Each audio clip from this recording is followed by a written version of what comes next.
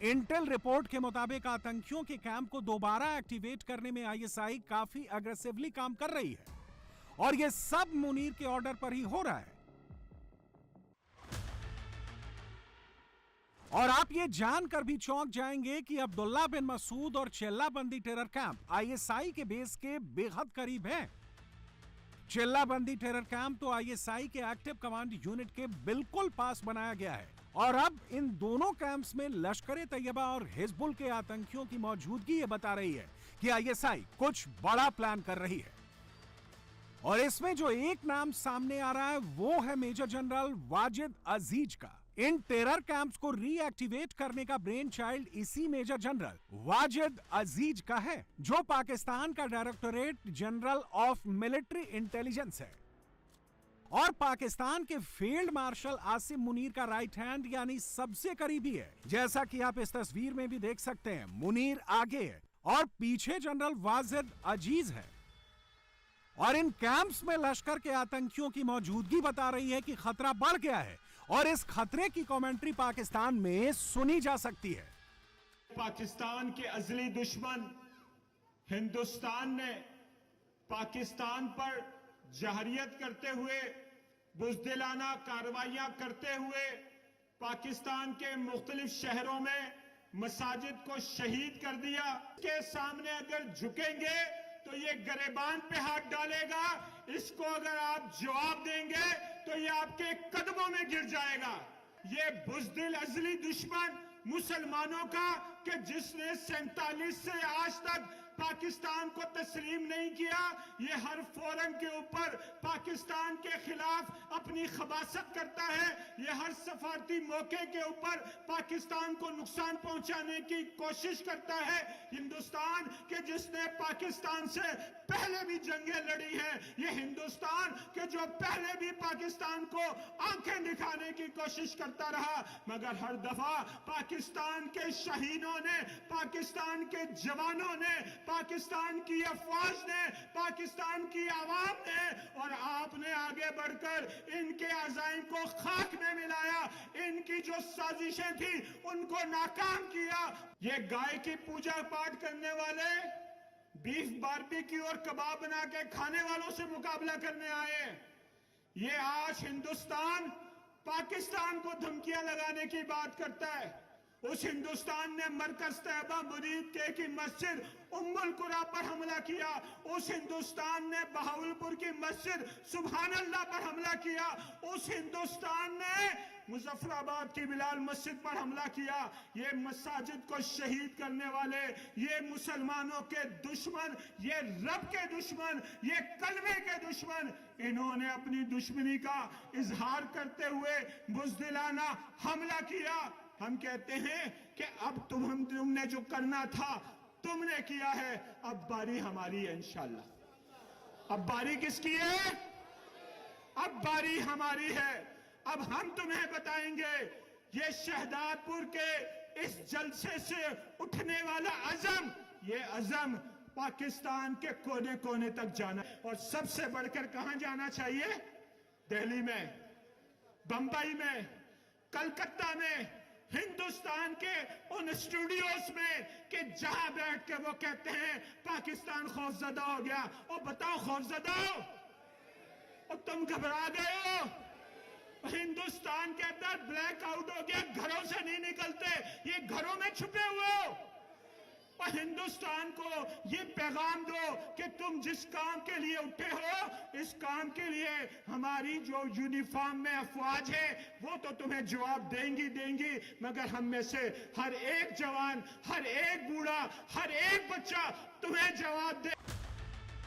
लेकिन अब मसूद अजहर भी पीओके में दिख गया है। लश्कर के रीएक्टिवेट हुए कैंप्स की नई तस्वीरें, नई डिटेल्स भी सामने आ गई हैं और अब इन कैंप्स पर हिंदुस्तानी स्ट्राइक की 100% गारंटी है। ऑपरेशन सिंदूर पार्ट 1 में मोदी ने 21 में से पाकिस्तान के 9 टेरर कैंप्स उड़ाए थे।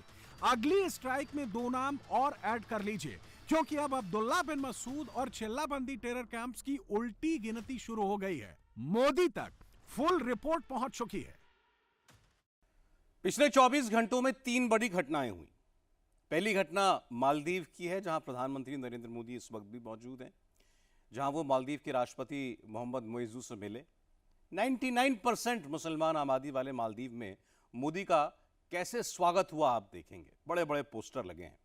और याद कीजिए कि मालदीव ही वो देश है जिसने 20 महीने पहले इंडिया आउट कैंपेन चलाया था, दुश्मनी का ऐलान कर दिया था।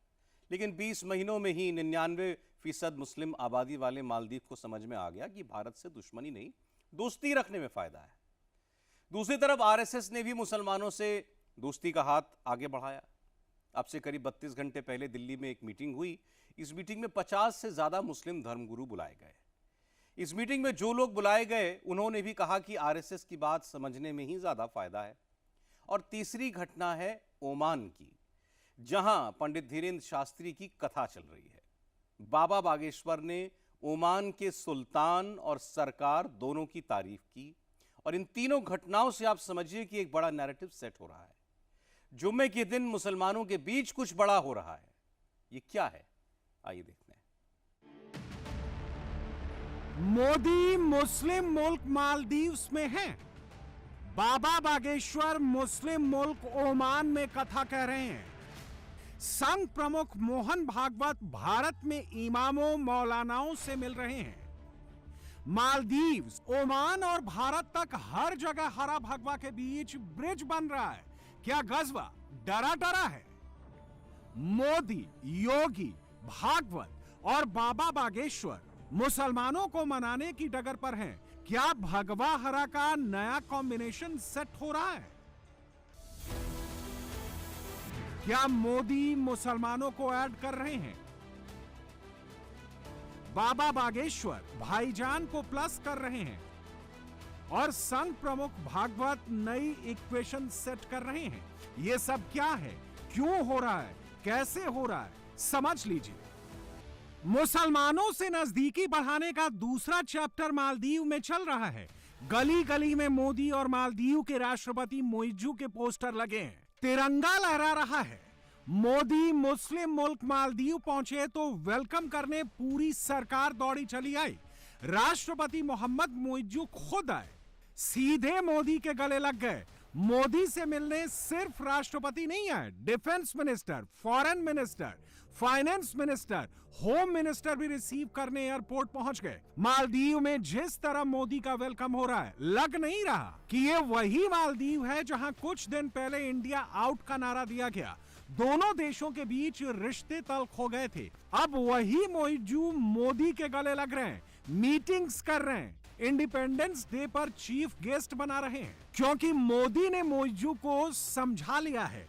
मालदीव के मुसलमानों को मना लिया है। मालदीव में मुसलमानों की आबादी 99% है। हिंदू आबादी सिर्फ 0.27% है।